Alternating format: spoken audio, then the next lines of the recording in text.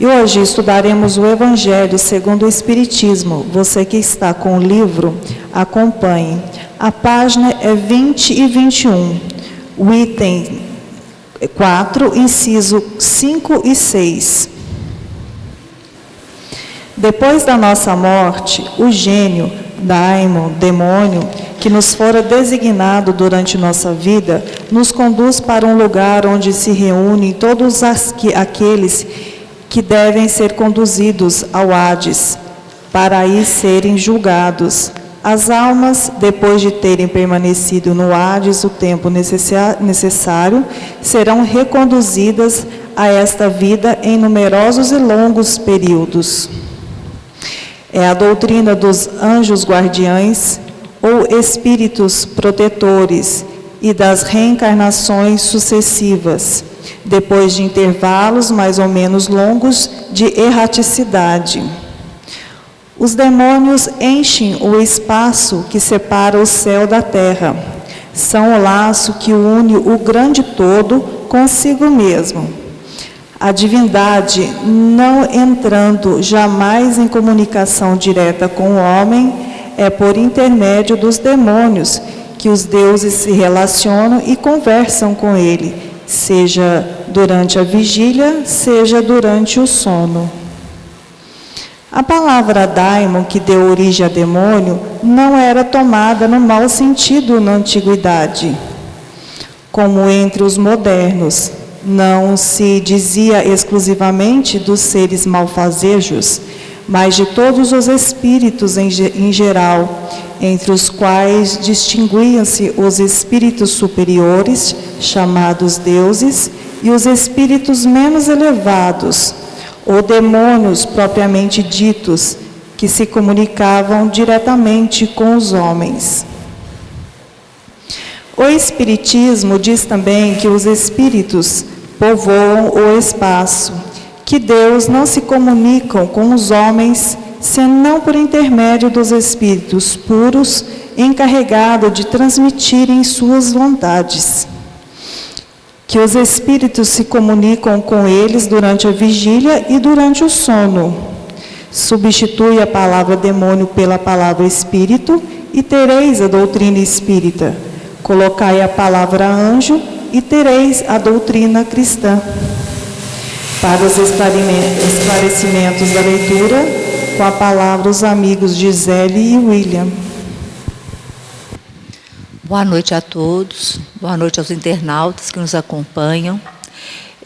Como já é sabido de todos, nós retomamos o estudo do Evangelho segundo o Espiritismo, né? Nós estamos nas primeiras páginas introdutórias e a gente está no item 4, Sócrates e Platão, precursores da ideia cristã e do Espiritismo.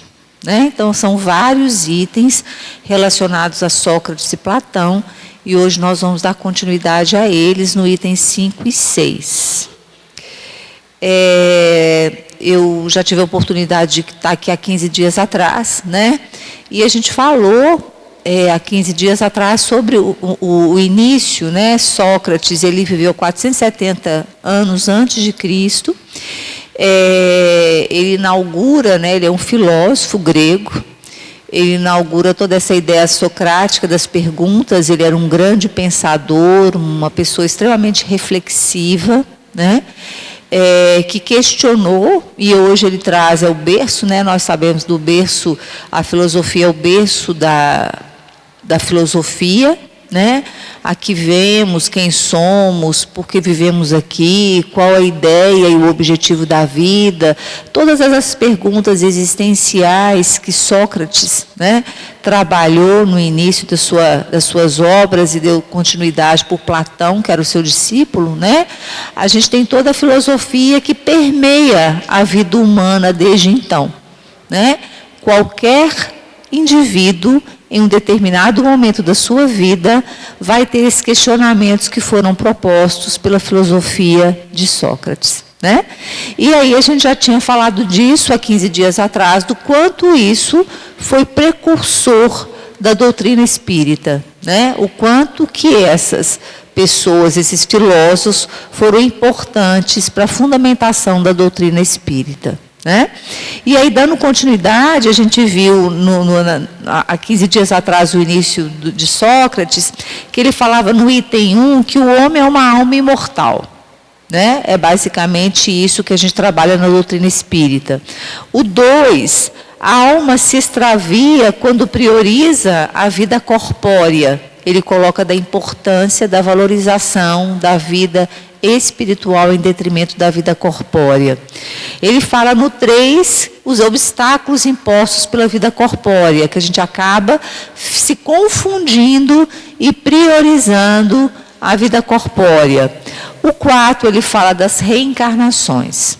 E dando continuidade, então, a essa alma que é imortal, a essa alma que vai e volta no processo reencarnatório, a esse indivíduo que precisa priorizar as coisas espirituais em detrimento das materiais, a gente chega no item 5, que é o item de hoje, que eu e Ilha vamos trabalhar com vocês, o item 5 e 6. O 5, então, fala: depois de nossa morte, o gênio Daimon, que hoje a gente chama demônio, mas não era assim, que nos fora designado durante nossa vida, conduz-o para um lugar onde se reúnem todos aqueles que devem ser conduzidos ao Hades. Então, vamos por parte, né? Então, ele fala que após, como se esse daimon, que é demônio, a gente então pode ler isso, traduzir isso por espírito. Nós somos espíritos e depois de um período de vida corpórea, nós vamos desencarnar e vamos ao Hades, né? Hades, na mitologia grega, né, na antiguidade, quando a gente for ver, vai ser o rei dos mortos, né? A gente vai ver, então, que é o rei desse mundo pós-morte, né? É o rei dos mortos. E que nós vamos voltar para esse Hades, que é o rei dos mortos. Nós vamos, então, o daimon, esse espírito pós-morte, ele retorna a esse daimon, que seria, a esse Hades, que seria esse mundo espiritual. Que lugar onde que todos serão conduzidos para aí serem julgados. As almas, depois de terem permanecido no Hades, o tempo necessário, são reconduzidas a essa vida em numerosos e longos períodos, né? O que esse quinto item está falando para a gente? Nós somos espíritos. Na antiguidade, daimon era considerado os espíritos de uma forma geral, né? Nós nos incluímos nesses espíritos de uma forma geral, que ele chamava os espíritos superiores de deuses. Os demais espíritos, em geral, eram considerados daimon. Para nós, demônios, mas na antiguidade, seria os demais espíritos que não os deuses. Então, como nós não somos deuses, nós somos espíritos ainda em evolução. O que ele coloca? Que nós somos encarnados, ele já havia falado, né, do espírito imortal encarnado, e agora ele fala que depois de um período encarnado, esse espírito, juntamente com os demais, retornam ao Hades, retornam a esse mundo pós-morte, né? Na antiguidade, então, é considerado o rei dos mortos, mas que a gente, na doutrina espírita, interpretaria isso como retorno ao mundo espiritual. Nós retornamos ao mundo espiritual para sermos julgados, que é o que o texto coloca. Nós não seremos julgados dentro da doutrina espírita, nós faremos uma avaliação do nosso processo reencarnatório, que muitos falam julgamento, mas é quando a gente vai ter o paralelo entre aquilo que eu me programei para essa reencarnação e aquilo que de fato eu consegui construir, aquilo que eu consegui de fato vivenciar. Então, eu já havia falado isso há 15 dias atrás, o quanto que toda essa teoria socrática, ela é a fundamentação própria da doutrina espírita. A imortalidade da alma, a maior importância ao mundo espiritual, onde nós vamos reavaliar o nosso processo reencarnatório, e o retorno desse daimon e o retorno desse espírito ao mundo corporal novamente, por sucessivos e longos períodos que ele coloca ao final do item 5º. O que é isso? A imortalidade da alma, a vida atual encarnada, esse espírito atualmente encarnado, que vai desencarnar, que vai voltar para o mundo espiritual, onde vai ser reavaliado o seu processo reencarnatório, onde vai ser reprogramado, ele vai ficar na erradicidade no mundo espiritual por um tempo, e ele retorna ao mundo corporal, sucessivas vezes e por longos períodos. Então, é exatamente isso que o quinto item nos coloca, né? E aí ele fala, então, as reencarnações sucessivas, depois de intervalos mais ou menos longos na erradicidade. Nós sabemos que o retorno à casa pátria, o retorno à casa espiritual, ela vai demandar mais tempo ou menos tempo, a depender do nosso plano reencarnatório, né? É juntamente com a espiritualidade que a gente vai repensar a próxima reencarnação. E nós podemos passar mais tempo ou menos tempo na erradicidade, no mundo espiritual, a depender das necessidades e dos objetivos traçados, né? O item 6 vem e fala: os demônios enchem o espaço que separa o céu da terra. Nós já vimos que demônios, então, na antiguidade, quando a gente fala daimon, a gente está se referindo aos espíritos em geral. Essa palavra demônio, ela se tornou extremamente pejorativa ao ser traduzida em português, que a gente fala demônio como uma coisa ruim, como mal, como espírito do mal, como espírito inferior. Mas aqui ela se refere à espiritualidade de uma forma geral, aos espíritos de uma forma geral. Então, os demônios, leia-se os espíritos, enchem o espaço que separa o céu da terra. São um laço que une o grande todo consigo mesmo. A divindade não entrando jamais em comunicação direta com o homem. É por intermédio dos demônios que os deuses se relacionam e conversam com ele, durante a vigília, seja durante a vigília e seja durante o sono. Se nós somos espíritas, nós acreditamos na interferência dos espíritos em nossas vidas, né? Quando a gente faz oração, a gente sempre pede a espiritualidade que ajuda nessa casa, a espiritualidade que nos acompanha. Nós acreditamos, enquanto espíritos, que nós sofremos interferência constante do mundo espiritual. E aqui nesse item 6, ele fala exatamente isso, que esses espíritos em geral, que seriam os demônios pelo texto, povoam o espaço entre céu e terra. Povoam o espaço entre o mundo encarnado e esse mundo espiritual, né, que a gente sabe que tem toda uma hierarquia, que a gente sabe que tem diferentes níveis, mas que a gente sabe então que esses espíritos que não estão mais encarnados, os desencarnados, eles povoam esse intervalo, né, espacial, essa coisa entre céu e terra. O que ele fala além disso? Ele fala que além da presença dos espíritos, eles têm uma interferência, seja em vigília ou seja durante o sono. Que esses espíritos, de uma forma geral, eles fariam o intermediário entre o encarnado e entre os espíritos superiores. Então, o que a gente tem que avaliar é que, quando a gente fala de Sócrates e de Platão, a gente está falando de filósofos que vieram muito anterior à doutrina espírita, né? Se a gente for pensar que são 400 e tantos anos antes de Cristo, e eles conseguem trazer claramente para nós os pressupostos básicos da doutrina espírita.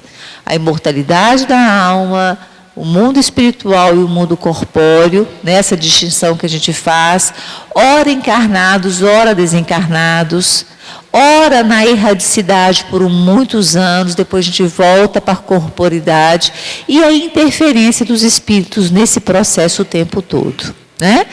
A gente não está lendo sobre a doutrina espírita ainda. A gente está lendo Sócrates e Platão, né? Para vocês verem o quanto eles são de fato precursores desses pressupostos. Tanto é que ao final do item 6, eles pedem para a gente substitua a palavra demônio pela palavra espírito, e tereis a doutrina espírita. Colocai a palavra anjo, e tereis a doutrina cristã. Né?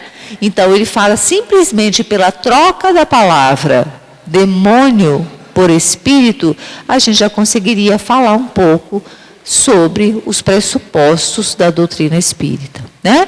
Então, são 2 itens que vêm, né, sucessivamente aos 4 primeiros, o 5º e 6º, que vem trazendo novamente os pressupostos doutrinários, né, os pressupostos da doutrina espírita, através da filosofia de Sócrates e de Platão.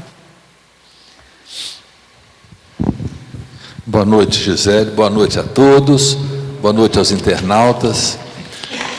Interessante que, por mais que a gente ouça uma explicação lúcida, didática, tão clara como a da Gisele, a gente ainda acha esquisito escutar assim, que os demônios estão intermediando os seres corpóreos, nós, né, e os espíritos superiores. Não é verdade? Interessante, porque demônio ficou uma palavra demonizada, ficou uma palavra muito criticada, porque é como se fosse o espírito mau. Mas, na originalidade, como a Gisele explicou, não é isso. Mas, com o passar do tempo, se tornou. E a gente pode até buscar depois, quando que isso tornou a ficar pejorativo esse termo demônio. É uma outra história e sairia um pouco do tema. Mas é interessante que as palavras, muitas vezes, elas nos tornam mais compreensivos sobre uma coisa ou menos, né? Sócrates, por exemplo, ele fazia como nós estamos fazendo aqui. Nós não temos a pretensão de ensinar, nós estamos fazendo um estudo juntos. Mas Sócrates andava, ia falando e as pessoas escutando. Ele era chamado parafético, né? Jesus fazia a mesma coisa. Então, a forma de ensinar, a forma de conduzir uma ideia, era mais ou menos essa. E essas ideias explicadas aqui, assim, sentados, como está todo mundo, confortavelmente, é uma coisa. Imagina naquela época, sem muita condição, assim, às vezes de uma sombra, para poder fazer uma pequena preleção, uma pequena fala, era mais difícil. E a linguagem antigamente era muito difícil também, né? Muito complicado, foram vários idiomas, muitos dialetos. As pessoas achavam que sabiam se comunicar, mas não tinha nem palavra traduzível de um idioma para o outro. Então temos essas questões todas aí. O fato é que a maior parte das religiões, elas contemplam a existência de anjos guardiões. Aí vão tirar a palavra demônio, porque agora a gente já está nessa ideia de que esses intermediários são anjos, né? São pessoas que são espíritos que estão também em fase de evolução e que podem ser intermediários entre nós e espíritos bem superiores. Interessante que os estudiosos sobre anjos guardiões no espiritismo informam que os anjos guardiões nem sempre são espíritos avançadíssimos. Eles são, eventualmente, um pouco mais avançados que nós, mas nem sempre. A gente vê espíritos, por exemplo, Emmanuel, né? Que no caso com Chico Xavier, que era o anjo protetor dele e o mentor dele, às vezes dava puxões de orelha em Chico Xavier, de uma maneira até um pouco mais energética, um pouco mais, vamos usar uma palavra, não é tanto, mas um pouco mais ríspida. Então, havia sim uma elevação maior de Emmanuel, há uma elevação maior de Emmanuel, mas não é como se fosse um grande Deus, um espírito super adiantado, né? Os espíritos protetores, a gente acredita que existem realmente, né? Muitos de nós nos comunicamos com eles, mas são como se fosse um anteparo. Como é que se chama quando a gente precisa chegar a um determinado setor, ou determinada autoridade, ou um determinado plano, e a gente passa primeiro por uma entrada inicial, uma escala inicial. A gente chama isso de triagem, não é verdade? Então, penso que os espíritos protetores, eles fazem sim essa triagem, fazem um monte de coisas. Por exemplo, esse processo de nos intuir, eventualmente positivamente, eventualmente, caso não seja um mentor, caso não seja um anjo de guarda mesmo, podem até nos intuir negativamente, né?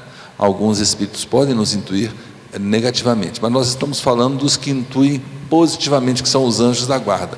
Então, a gente tem a noção que a gente acaba tendo alguns limites por causa dessa consciência do nosso anjo guardião que nos informa, que nos intui. E fica aquela pergunta: será que se nós soubéssemos escutar nosso anjo guardião o tempo todo, a gente cometeria falhas? Né? Se a gente tivesse a noção de quais seriam as consequências dos nossos atos, será que a gente agiria daquela forma? Né? A gente tem a noção também no livre-arbítrio. Quando a gente fala da doutrina espírita e da doutrina cristã, prega-se também o livre-arbítrio. Se a gente fosse um robô, agora faz isso, agora faz aquilo, não, isso não pode, não seria uma vida normal, não seria uma vida de experimentação, não seria uma vida de expiação, como é o caso do planeta que estamos vivendo atualmente, né? De provas, de expiações, de experimentações, inclusive de evolução. Então, os anjos guardiões ajudam muito, mas não nos colocam como robôs, ou seja, não nos colocam como pessoas que são monitoráveis o tempo todo, né? Podemos, quando a gente consegue escutá-los, pela voz da intuição e pela prudência, pelo rumo das orações, pode ser que a gente cometa menos erros, sim, né? Mas aí é um ajuntamento de coisas, ao nosso próprio processo de busca de conhecimento, ao nosso próprio processo de busca de evolução, e o nosso anjo da guarda, claro que vai dando uma força nesse sentido, vai tentando nos endireitar, sem nos monitorar como robô, né? Essa prática do anjo da guarda, ela já é conhecida e é assim definida muito antes de Cristo, como o próprio texto fala, como a Gisele também explicou, e a gente espera e gosta que seja assim mesmo. A gente quer descobrir as coisas, a gente quer passar por novas descobertas, e temos descoberto coisas a cada ano, né? A cada dia que passa. Veja a doutrina espírita, que a gente está recomeçando o estudo do Evangelho segundo o Espiritismo, já tem um monte de modernizações, não no sentido de modificar o que já existe, não, é no sentido de acrescentar para as obras básicas novas canalizações, novas psicografias, novas orientações da espiritualidade. Então, dessas palavras iniciais, a Gisele parece que separou algumas perguntas, e tem algumas aqui também que a gente pode tentar responder. E quem quiser, mais uma vez, perguntar alguma coisa sobre esse tema específico, é só acionar os colegas que estão nas laterais, que eles podem trazer a sua pergunta escrita para a gente buscar responder da melhor forma possível. Só uma coisa que eu queria ressaltar, quando a gente vem falando já há 15 dias sobre Sócrates, né, e da filosofia, eu acho que nos cabe ressaltar a importância reflexiva da doutrina espírita, né? Nós temos uma doutrina extremamente desafiadora, no sentido que ela nos coloca no lugar de agentes, né? De pessoas ativas, de pessoas que buscam conhecimento, que fazem escolhas em relação ao livre-arbítrio. Quando a doutrina espírita, então, quando Kardec, né, que era um professor, um estudioso, um cientista, né?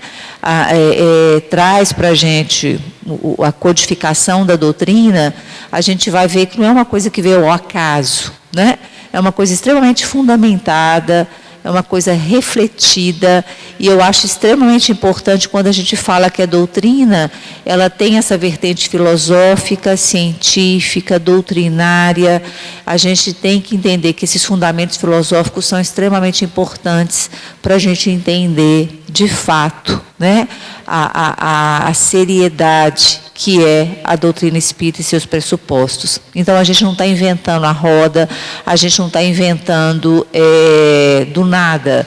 A gente está falando e estudando coisas que são comprovadas e que são cientificamente elaboradas, né? A imortalidade da alma, nós enquanto espíritos, nós enquanto pessoas hoje, espíritos encarnados, que após o desencarne nós vamos voltar para o mundo espiritual, faremos uma reavaliação do nosso processo reencarnatório, voltaremos para o mundo material novamente, teremos o tempo todo a proteção e a interferência dos espíritos. Então, assim, tudo isso proposto por Sócrates, tudo isso proposto por Kardec e fundamentando toda a nossa crença, né, todo o nosso credo. Né? E se, obviamente, nós somos espíritos, obviamente, nós acreditaremos, então, né, nós acreditamos na interferência deles. Então, algumas perguntas do Livro dos Espíritos, que eu acho extremamente importante, tem alguns capítulos que tratam exatamente disso, né, da questão dos espíritos e da erradicidade.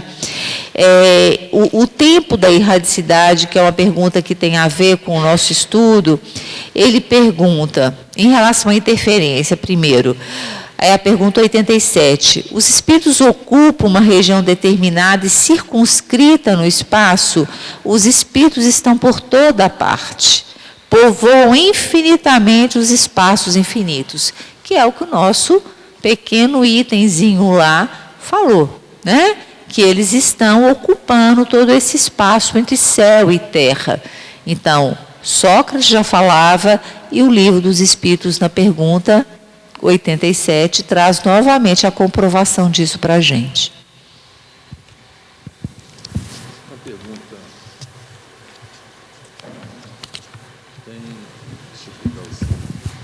Agora acho que deu. Tem uma pergunta que chega aqui, que é o seguinte: é possível um espírito encarnado ser mais evoluído que o seu anjo protetor? Tudo que a gente procura responder aqui é com base na doutrina, não é com base assim, eu acho que sim, eu acho que não, sabe? Com base na doutrina, o fato de um espírito, de uma pessoa, né, estar desencarnada, passar por um estágio no mundo espiritual, passar inclusive por escolas, passar por um refino na sua condição espiritual. Nós sabemos que muitas pessoas desencarnam e ficam um pouco perdidas no mundo espiritual. A gente sabe disso, a gente vê isso nas reuniões mediúnicas, sob várias formas, né? As pessoas, por mais orientadas que sejam, são conduzidas no mundo espiritual, mesmo assim elas se negam a aderir a essas orientações. Mas, passando por todo esse ciclo, após o desencarne, e passando por esse refino, por essa melhoria na visão e na condição de entendimento das coisas, nós acreditamos, né, pela doutrina espírita, falando pela doutrina espírita, que, de uma maneira geral, o espírito desencarnado, designado como anjo da guarda, ele tem um pouco mais de compreensão das coisas e um pouco mais de conhecimento no campo espiritual do que a própria pessoa. Pelo menos para ele ser escalado como anjo da guarda, ele precisa desses esclarecimentos adicionais. Pode ser que ele não tenha conhecimento científico maior, pode ser que não tenha. Penso que o espírito protetor, o anjo protetor de Einstein, por exemplo, talvez não tenha a genialidade tivesse, né? Mas tinha um intuito de protegê-lo espiritualmente, para tirá-lo de condições vexamosas perante os próprios desafios da vida, né? E Einstein teve muitos desafios. Então, sob o ponto de vista espiritual, com certeza, né, nós concluímos que a pessoa mais avançada, mas cientificamente pode ser que, até pela trajetória espiritual que a pessoa teve, né, depois do desencarne, pode ser que não tenha sido essa a preocupação maior, mas sob o ponto de vista espiritual, sob condução da vida. E essa talvez, a minha fala pessoal, e eu fico concluindo que talvez o mais importante não seja o conhecimento técnico, científico, embora, como a Gisele falou, o Espiritismo é ciência, filosofia, religião. Mas será que o conhecimento técnico salva tudo, nos dá a condição de tranquilidade absoluta?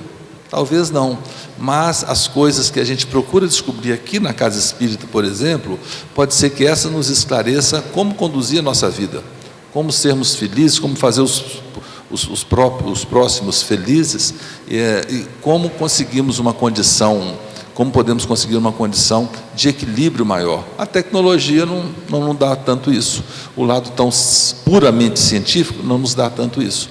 Então, eu penso que sim, com base na doutrina espírita, os espíritos desencarnados têm mais conhecimento, têm mais evolução, principalmente no campo espiritual, que nós encarnados, né? Pode não ser uma evolução 1000% maior, mas passou para ser um anjo da guarda, para ser um espírito protetor, um anjo protetor, um anjo guardião, ele passou por treinamentos, com certeza, e que o gabaritaram, o habilitaram para essa condição. Okay? Só para complementar, eu gosto de falar que a doutrina espírita não tem saltos, a gente não pula, né? Eu estou aqui hoje encarnada, eu, Gisele, encarnada, e posso sair daqui e desencarnar. O fato de eu desencarnar daqui a pouco, né, eu espero que isso não aconteça, que eu tenho muita coisa ainda para fazer, mas se acontecer, eu não vou virar uma outra pessoa, porque simplesmente eu perdi meu corpo, né? Eu vou perder meu envoltório, mas eu, Gisele, espírito, vou continuar com as mesmas mazelas, as mesmas imperfeições e as mesmas virtudes que eu adquiri até agora. Então, o simples fato de um espírito estar na erradicidade, de estar no plano espiritual, isso não configura ele como um anjo da guarda, como um espírito que evoluiu do nada, simplesmente por ter perdido um corpo, né? Nós sabemos que muitas religiões se pautam nisso, em que simples fato do óbito, do desencarne, já transforma essa pessoa num santo, né, foi salvo, né? Nossa fé, a nossa crença não se pauta nisso. Mas o William tem toda a razão, nós não podemos esquecer da misericórdia e da benevolência do plano espiritual. Nós somos extremamente protegidos, nós somos extremamente, existe todo um plano no sentido de nos garantir a nossa evolução, obviamente com o nosso livre-arbítrio e tudo, mas quando a gente fala de anjos da guarda, a gente está falando de fato de espíritos que têm sim uma preparação, como o William falou, melhor, né, no sentido de nos auxiliar nesse processo. Eles são perfeitos? Não. Né? O próprio texto nos coloca duas classes de espíritos. Quando eles falam de daimon, de demônios, eles falam de duas classes de espíritos. Os espíritos em geral, nós todos, imperfeitos, que estamos caminhando no sentido da evolução, e os deuses. É isso que o texto coloca desde Sócrates, né? Nós seríamos esses espíritos todos gerais que seriam os daimons. Então, os nossos anjos da guarda também não são deuses, mas são espíritos com certeza, né? Moralmente, eticamente e virtuosamente falando, né? Como o William falou, pode até não ser tão intelectual quanto, mas com certeza moralmente e preparados para nos auxiliar nesse processo. né? Uma pergunta que eu acho importante que o texto traz é a questão dessa hierarquia que a gente está falando. O texto nos coloca 2 tipos de hierarquia. Eu tenho os espíritos gerais e eu tenho os deuses. O texto nos coloca isso, através de Sócrates e Platão.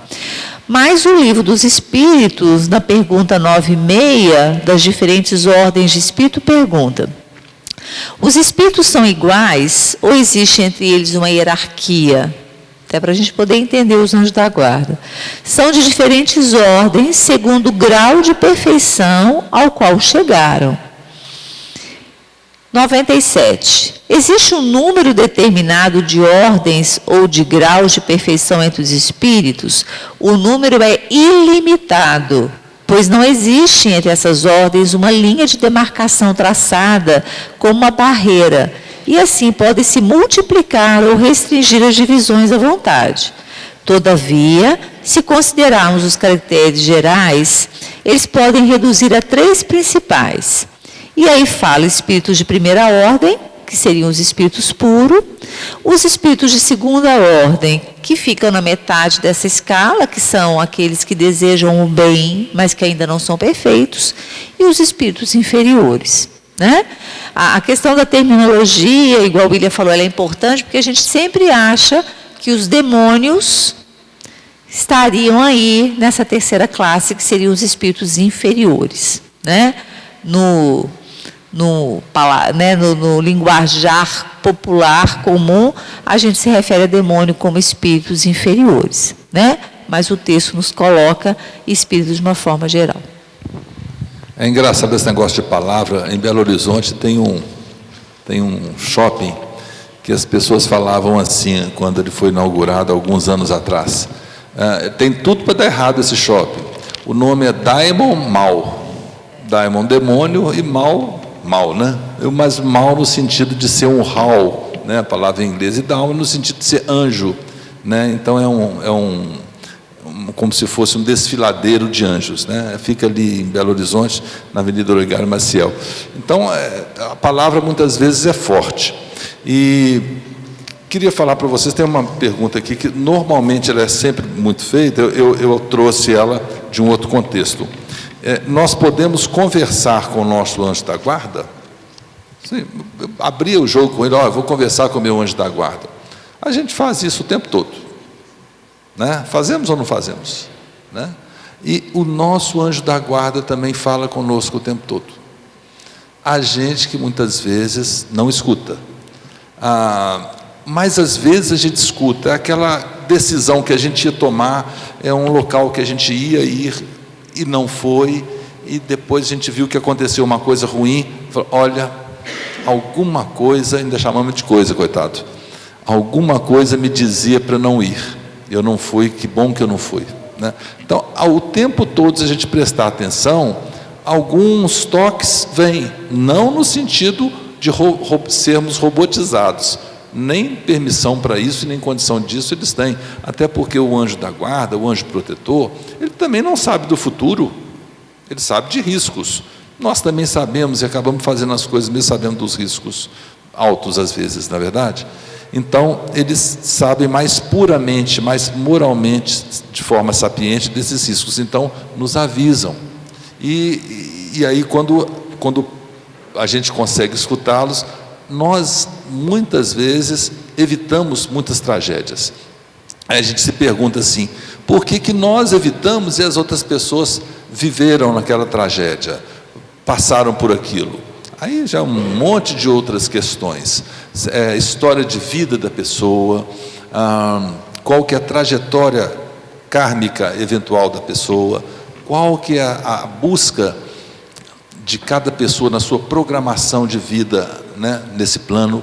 Então, uma série de coisas, mas muitas vezes, e eu tenho certeza que todos vocês agora, nesse momento, estão lembrando, olha, realmente alguma voz, alguma coisa me falou para não fazer aquilo, eu não fiz, que bom que eu não fiz, me senti aliviado. Não é verdade? Não acontece conosco? Pois é, acontece com todo mundo. É nosso anjo da guarda, né? Por quê? Então quer dizer que Deus e Jesus não nos fala diretamente? Pode sim falar, a gente não tem muitas certezas que nós não temos, né? Mas algo que a gente tem como certo é que os anjos da guarda existem, são protetores e são enviados pela espiritualidade superior para nos facilitar a evolução, né? E nesse sentido de facilitar a evolução, é uma vontade clara do nosso Criador de querer que nós evoluamos, né? Que a gente progrida cada vez mais.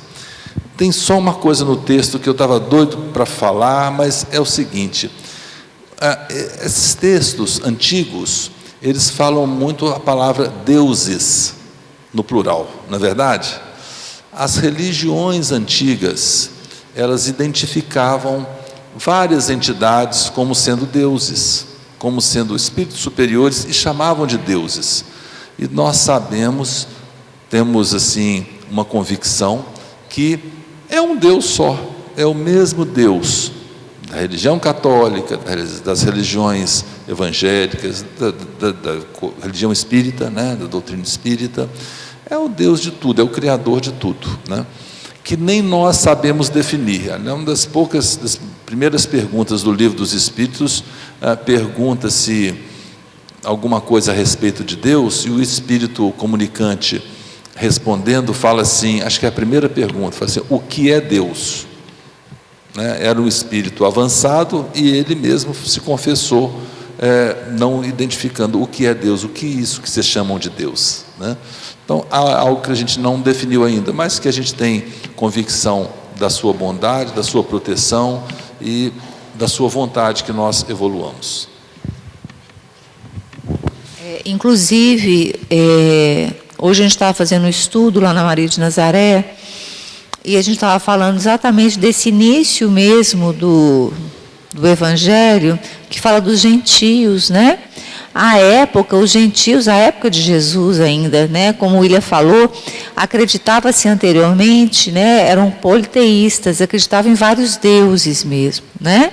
E isso foi, ao longo da história humana, ao longo da trajetória humana, isso foi se desconfigurando, né? E passou a ser um Deus, que é a primeira pergunta que o William está falando, que é Deus, que é a inteligência suprema, causa primeira de todas as coisas, né? E o texto traz para a gente, é um texto 470 a.C., que, né, Sócrates falava, se referia a essa classe de deuses. Outra pergunta que também tem a ver com o texto, que é do capítulo 3, o retorno da vida corpórea à vida espiritual, pergunta o que é, em que se torna a alma no instante da morte. Ela volta a ser espírito, quer dizer, retorna ao mundo dos espíritos que deixou momentaneamente. 150. A alma depois da morte conserva a sua individualidade? Sim, ele não a perde jamais, né? Então isso é extremamente importante, porque nós temos que entender, ora encarnados ou ora desencarnados, ora no mundo material, ora na erradicidade no mundo espiritual, nós somos únicos, nós somos indivíduos únicos, né? Então nós somos espíritos que ora estamos no mundo espiritual, ora estamos revestidos, né, com esse corpo, né? Isso então mantendo para a gente a nossa individualidade, falando da erradicidade da alma. E outra pergunta que também é interessante em relação ao tema: a alma se reencarna imediatamente após ter se separado do corpo? Né? Porque o texto nos coloca que ele passa um período, longos períodos na erradicidade.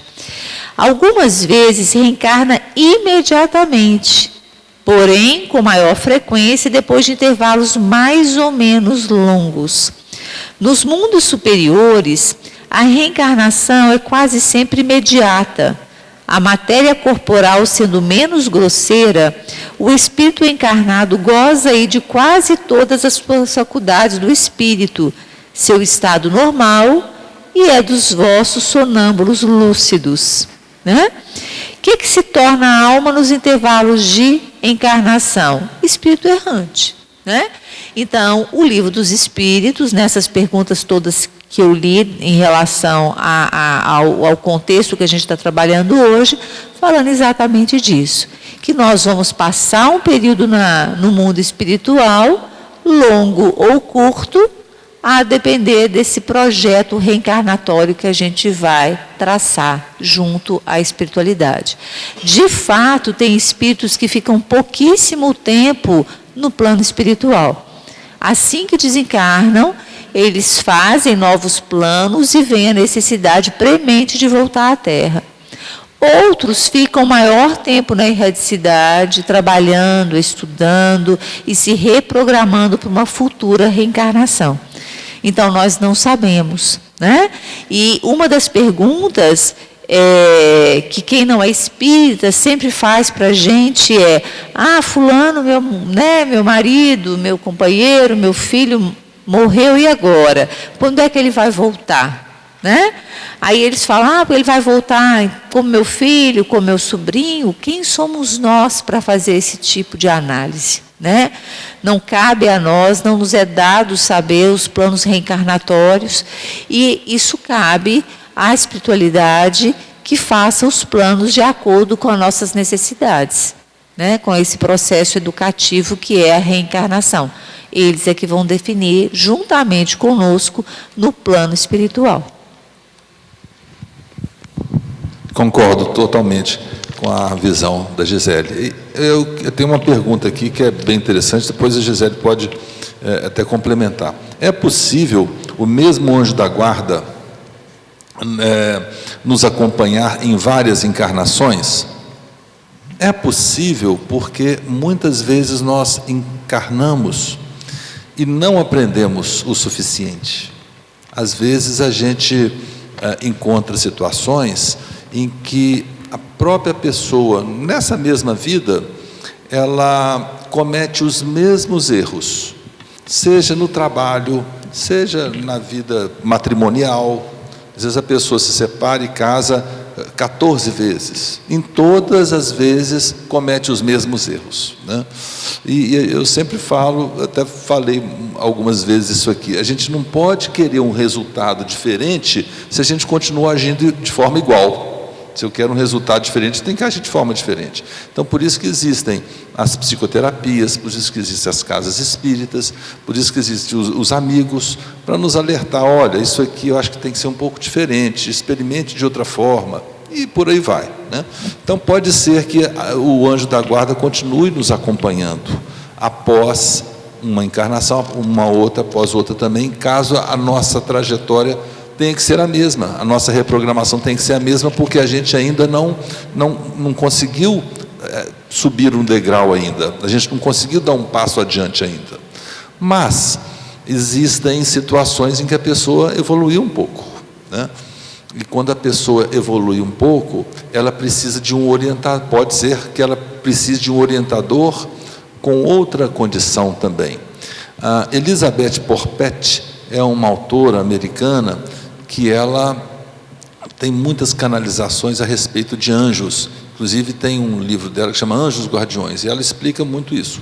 Os anjos guardiões podem mudar exatamente quando as nossas necessidades também mudam.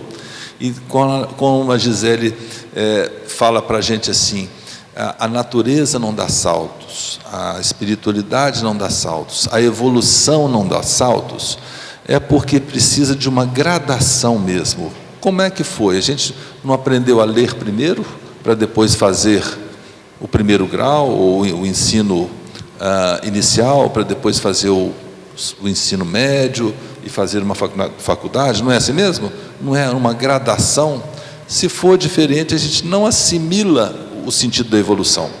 Não sabemos nem por que evoluir. Então, tudo precisa de uma gradação. Então, pode ser que, objetivamente respondendo, pode ser que o anjo da guarda modifique, sim, porque pode ser que as nossas necessidades se modifiquem. E pode ser que esse anjo da guarda que estava me orientando antes tenha outras atividades, tenha outras, vamos dizer assim, designações, né? E uma das tarefas no mundo espiritual, das várias e várias tarefas, é se tornar um anjo guardião. né? E eu também queria reafirmar aqui o que a Gisele já falou. Não é porque a pessoa desencarnou e que vira anjo. Não.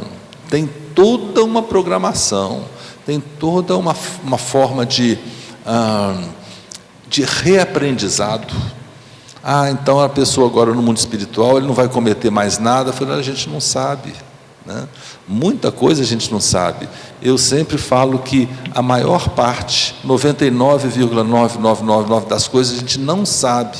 Algumas coisas a gente pode tentar concluir e tudo, mas a gente não pode ser leviano para afirmar muitas das coisas, não, de jeito nenhum.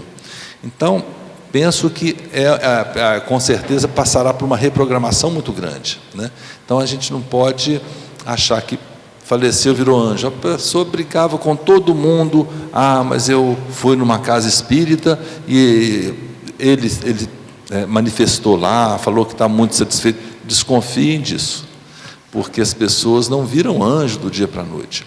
Às vezes levam alguns séculos para melhorar. Muitos de nós, né, podemos levar algumas, assim, 200 reencarnações para nos melhorarmos. A gente não sabe, né? E hoje a gente está numa casa espírita, todos nós aqui estamos voltados para o bem, voltados para a caridade, para o aprendizado e para a evolução. Mas nem sempre a nossa vida foi assim, né? E a gente também não sabe o dia de amanhã. Pode ser que algumas coisas nos incentivem, nos tirem, nos deem outra motivação. A gente não sabe, a gente não quer mudar para pior, não, mas a gente não sabe o dia de amanhã.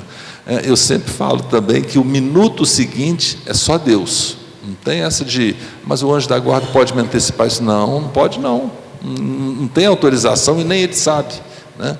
Então o minuto seguinte é só Deus. Então a gente tem que procurar fazer o melhor possível mesmo. É o que eu penso na minha conclusão sobre nossa doutrina querida e abençoada, que é a doutrina espírita. A gente tem que se preparar para desencarnar. Como que a gente se prepara para morrer? A gente ficar em paz com todo mundo, na medida do possível que a gente conseguir, fazer o máximo possível que a gente conseguir. Às vezes a gente não tem a retribuição de muitas pessoas, de favores que a gente faz, mas às vezes a pessoa não retribui porque ela não tem condição, né? E às vezes nós também não retribuímos, porque nós mesmos não enxergamos formas de fazer isso. Então a gente tem que ir caminhando sem dar esses saltos, né, como a Gisele também explicou, e caminhando com essa fé, né? Hoje eu tive contato com uma moça muito, muito simpática, até foi aqui na Casa Espírita, e eu a convidei para vir mais e discutirmos juntos sobre a doutrina espírita, sobre a doutrina cristã. Vamos falar sobre Jesus, vamos falar algumas coisas. E ela falou assim: eu admiro muito isso, eu acho muito interessante, mas eu não tenho fé. Eu falei: mas como é que você acha a respeito da criação? Eu falei: o que não pode ser explicado não existe. Eu não consigo sentir diferente.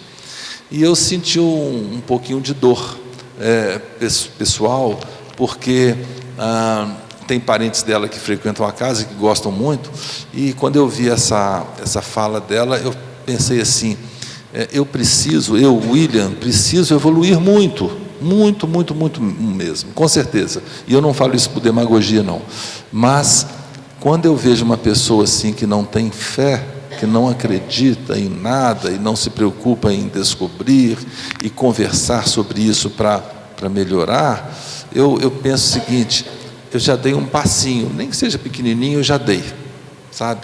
Então a gente precisa da fé como tempero básico da vida, porque quem tem fé em Deus tem fé em si mesmo, porque a gente é um pouco parte do Criador, é a centelha divina que todos nós temos, né? Mas eu quero já passar para a Gisele e já aproveitar e agradecer a vinda de todos vocês. É sempre muito prazeroso a gente conversar aqui. As perguntas foram ótimas. Agradecer os internautas que nos visitam no site, e estamos sempre à disposição. Eu, além de esses bate-papos com vocês, eu trabalho com acolhimento fraterno na casa e estou à disposição de todos vocês. Então, boa noite, um grande abraço. Passo para a Gisele. Pegando um gancho no que o William falou, nós não podemos perder de vista que nós somos espíritos em evolução. Ponto. Se nós estamos encarnados ou se nós estamos desencarnados, o processo é o mesmo, né? Então, essa questão do anjo da guarda, a questão dos espíritos, de uma série de hierarquia, como o livro nos coloca, o livro dos espíritos, somos todos aprendizes, somos todos alunos nesse processo pedagógico, né? Então, obviamente, nossos anjos da guarda vão ser compatíveis com o nosso nível evolutivo. Se nós evoluímos, se ele evolui, isso vai gradativamente mudando de configuração, mas sempre no caminho do convite que nós estamos aí atendendo, que é o convite à perfeição, né? Sede perfeitos, como perfeito é o vosso Pai Celestial. Nós estamos caminhando nesse sentido. Mesmo como diz o William, demore aí algumas centenas de existências e algumas milhares de anos, né? Mas a gente está indo gradativamente no caminho do bem e é isso que importa. Agradecer a presença de vocês, é sempre muito bom a gente poder estar junto, para poder estudar juntos, somos todos aprendizes, né? Agradecer os internautas e uma boa noite a todos.